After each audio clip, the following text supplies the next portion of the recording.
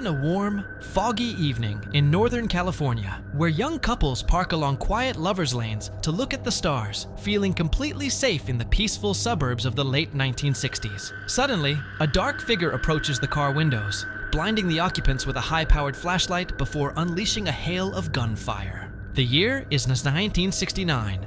A thick, suffocating cloud of paranoia has completely paralyzed the San Francisco Bay Area. While most serial killers hide from the media, this predator desperately craves the spotlight, actively hijacking the front pages of major newspapers. He begins sending a series of mocking, arrogant letters to journalists, demanding they print his words on the front page or face a weekend of absolute slaughter. In these terrifying letters, he adopts a chilling persona, opening with the haunting phrase, "This is the Zodiac speaking."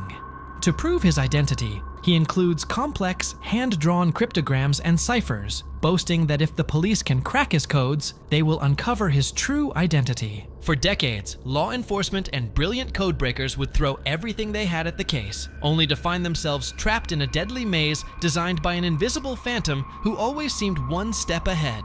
The Zodiac's reign of terror was defined by pure psychological warfare and an absolute defiance of law enforcement. Between December 1968 and October 1969, he was definitively linked to 5 brutal murders and 2 attempted murders, though he arrogantly claimed to have taken 37 lives. His methods changed constantly. He shot young couples in secluded areas, stabbed a young man and woman by a peaceful lake while wearing a terrifying executioner-style black hood emblazoned with his signature crossed circle symbol, and executed a lone taxi driver in the middle of a busy San Francisco neighborhood. With every crime, his letters grew more disturbing. He threatened to blow up a school bus full of children and claimed that his victims were being collected as slaves for the afterlife.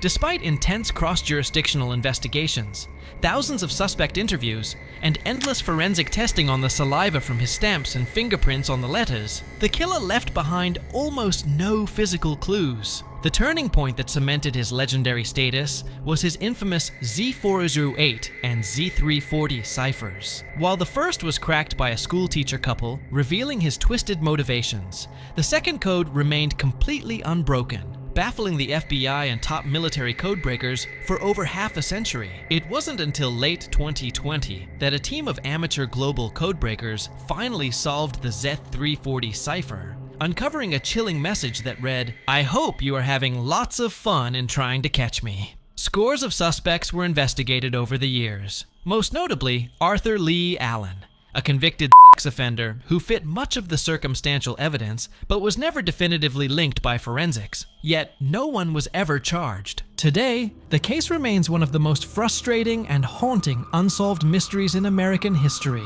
A dark chapter where the killer successfully played his game, stopped writing, and faded back into the shadows, leaving behind a cold trail and a name that still evokes pure terror.